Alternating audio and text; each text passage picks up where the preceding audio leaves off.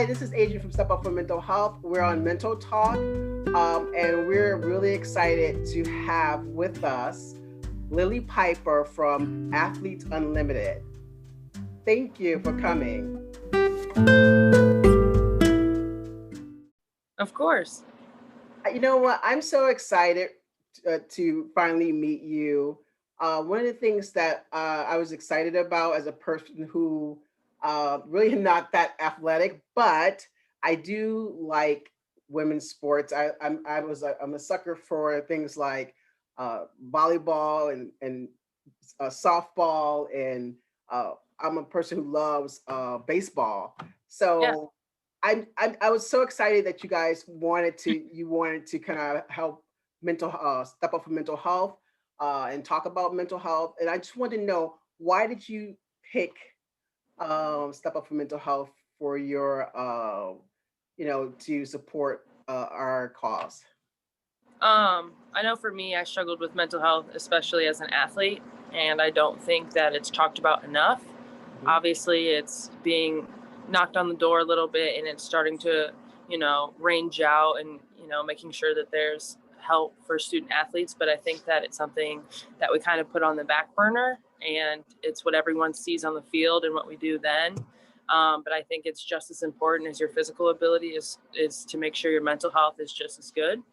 Um, so just being able to kind of be able to speak out about that and kind of bring it to life. And I appreciate it too. I watched some of the plays, and I literally was screaming when you made this really good play. I was like, oh my god, I get excited about something, and it was exciting for me to watch the games. I couldn't. I watched maybe 5 games, Yeah. and I was really excited about it and all the things that you did. And I think you did like a home run, I Yeah. believe. And I Yep. think that was the game I saw. You were playing the orange team. Yep. Eh, I just like to have a good time when I play. So anytime that I can get excited or get people excited about playing, that's kind of what I'm here for. So I want to talk a little bit about some of the biases a little bit for women's sports. I mean, why do you think Athletes Unlimited is so important right now when we talk about things like women's movement, Time's Up, or Black Lives Matter, I guess? I mean, women power, women talking about their truth. Why do you think it's so important now to showcase women in sports? Um, I think that it's kind of evolving in the fact that we're getting starting to look at equally as men, and I think that's super important. Um, we do just as much as the men do, if not more. Um, so I think that we're putting in that hard work and we're putting in that time, and it should be recognized. And I think Athletes Unlimited is doing a phenomenal job about that and using their platform and what they have to be able to expand women's sport and not just softball, but they're starting volleyball as well. And then I believe they just announced a lacrosse season as well. Oh yeah, yeah. So I think for women's sports, it's huge. And it's going to be on major platforms like ESPN. CBS was involved as well. So just being able to get out in that platform. And I mean, if you're looking at it now, we have a woman vice president. Um, Absolutely. It's exciting. It's showing that girls that want to grow up and they want to do this, that it's more than possible. Instead of just, hoping for it, dreaming of it, no one's done it, I want to be the first. It's going to be able to show them that they can do it and strive to be whatever they want to be. I mean, one of the things that I'm always passionate about is showing diversity. And one of the things that I really, really particularly like, that the women athletes were so positive. They were literally having each other's backs from what I saw, and all the plays, all the behind the scenes. And how do you feel about that? Do you think that's uh, normal, the average thing of all sports or men's sports, or that just kind of like what women who are exceptional athletes they feel like they are kind of connected in some way, being women athletes. Yeah, so everyone comes from a different background, Yeah, and no one can take that away from you, and that's what makes you unique. But we all play the same game, and that's what brings us all together. We've all worked really hard for what we've done and where we are today, and I think that's amazing as each individual athlete. And we have a very big mutual respect for each other because we know it wasn't just handed to us. We had to earn every bit of it, especially being a woman, period. You earn everything that you have being a woman in any field just because it's starting to be more equal, but not equal to men. And when you play at this high level, there's a lot of people gunning for your position or gunning to do what you do. So it's important that, you know, we fight really hard for it. I agree. I mean, one of the things that I'm interested in is how, when you're trying to be the best, I was when you're trying to, oh, let's hear it, Doc. When you're trying to be the best, and do you feel like people think that women can't be, exceptional athletes? What things have you like given yourself talk to say that you are, you're equally better than anyone out there. You play the game, you're an athlete, and that's what comes first. How do you give yourself like kind of like self-talk, self-love about what you do? It's not always easy, especially in the game that we play. Every day you're gonna have failure. It's inevitable. It's what sports are all about. It's just being able to bounce back and recover and know that you're only as good as the next play, and to stop looking in the past. So just being able to rebound and tell yourself that it's going to be better, you're going to be better, you worked hard for this, and just know that the grind and what you did leading up to these moments Mhm. have prepared you for the situation. Um, so just being able to, tell yourself that you're meant to be here because you worked hard for it. And we're talking about now, more than ever, as we've been seeing as step up for mental health. We've been seeing a lot of the Z generation, the millennial generation, that people are really feeling over stress. I mean, not talking about the pandemic, not talking about. I mean, can you imagine? We're at this point, just in general. The younger generation right now is feeling a lot of anxiety and depression. Have you felt that you've been able to talk to your friends, your family about mental health, or is it still a stigma you think in this generation? I think it's getting better. I know in women's sports, I can rely on my teammates a lot, and I've been able to rely on my teammates a lot, especially when it comes to anxiety, because a lot of athletes are either developing or have had anxiety.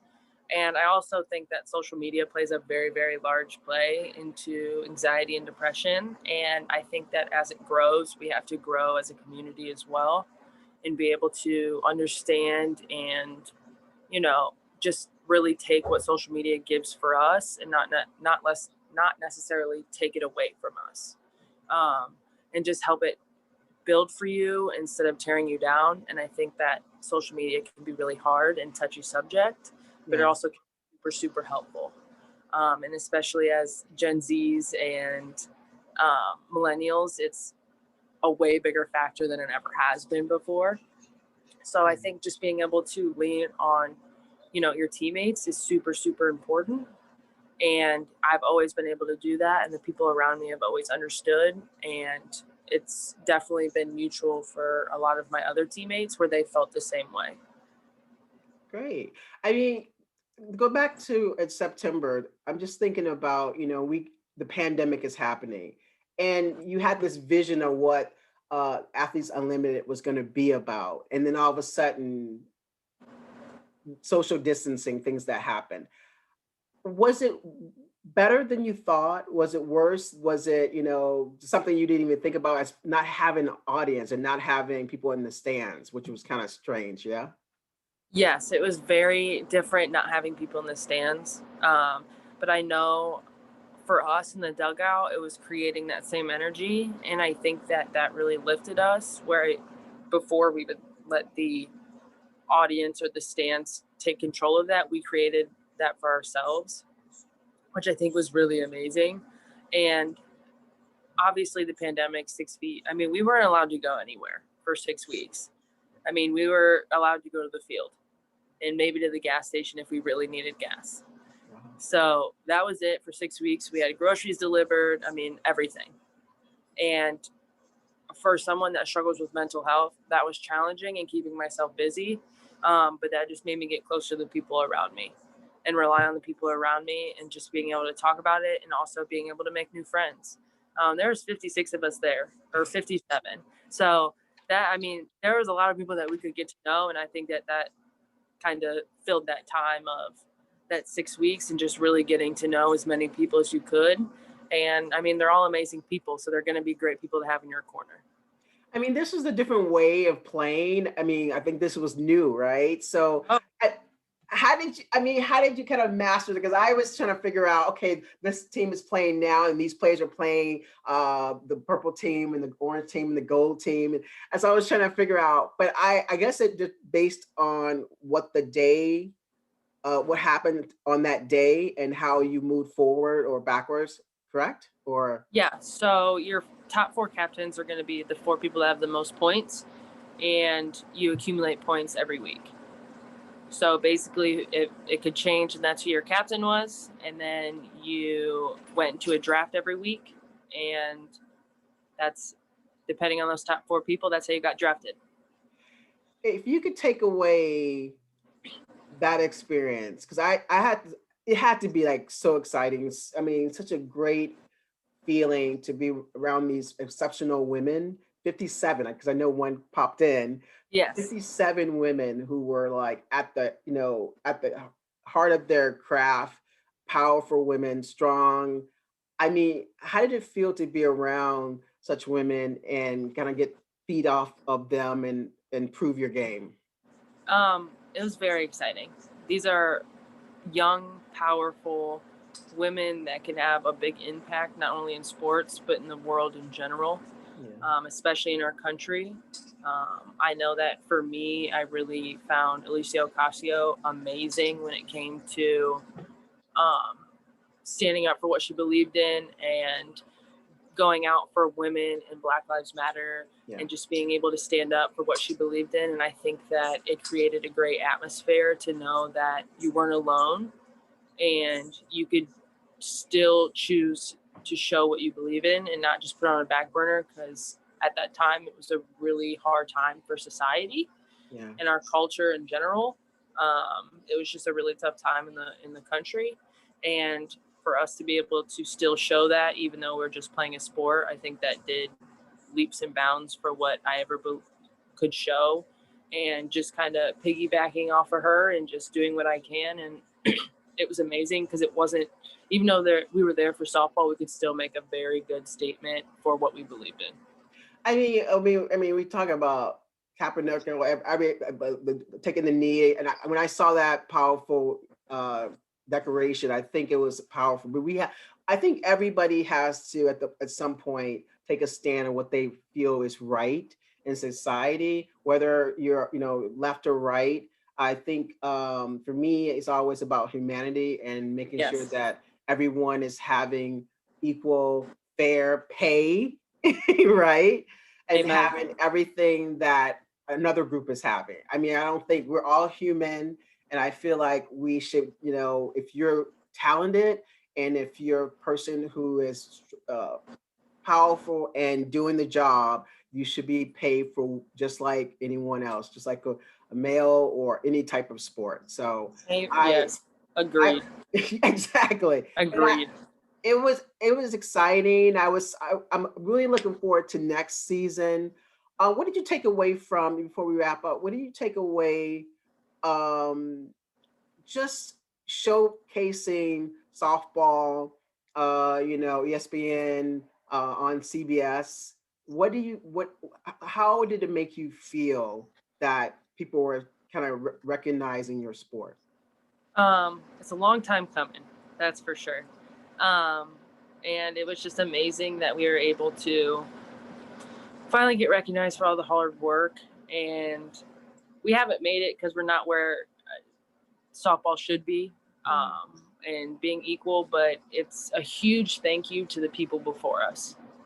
There's been pro softball leagues, there's been a lot of people that have traveled, but it's definitely a huge thank you to that people in the older generation that really paved the way for us. And it was amazing. I mean, a lot of us hadn't got to play on that stage. Some of us have, but it wasn't continuous. And to be able to continuously, week after week, be on a large platform where people could watch us was just amazing. I mean, one more question. If you can tell your, I'm gonna go. If you can tell your past self, when you're younger and you're trying to find yourself and you're going into sports, something that you totally love, and you're talking about anxiety and depression and that kind of stuff, what would you tell your 10-year self now? It's not as bad as it seems right then. Your stuff that you freak out about when you're 10 years old and you struggle with and making friends and things like that, it's part of your journey and it's going to be okay.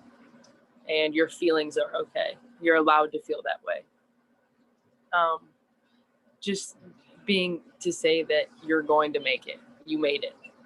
You know, we're playing at one of the highest levels that you could possibly play in for softball, and it's a true honor. And just know that all the hard work is going to pay off. Oh, thank you so much, Lily, for showing the world softball. I was excited. I watched every game I could, and I hope I see more. I really liked what Athletes Unlimited was doing, and I'm hoping it continues into the future. Absolutely. Thank you for having me. Thank you so much.